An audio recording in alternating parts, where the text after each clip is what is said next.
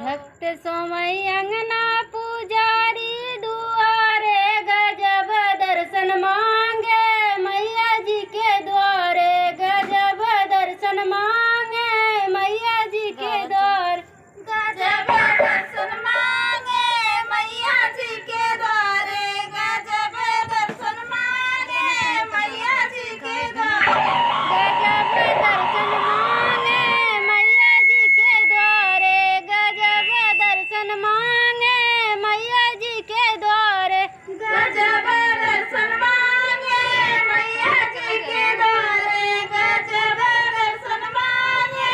मैया जी के द्वारे बीच वाली खिड़की से लंगड़ा पुकारे बीच वाली खिड़की से लंगड़ा पुकारे गजब पैरा मांगे मैया जी के द्वारे गजब पैरा मांगे मैया जी के गजब पैरा मांगे मैया जी के द्वारे गजब पैरा मांगे मैया जी के द्वारे गजब पैरा मांगे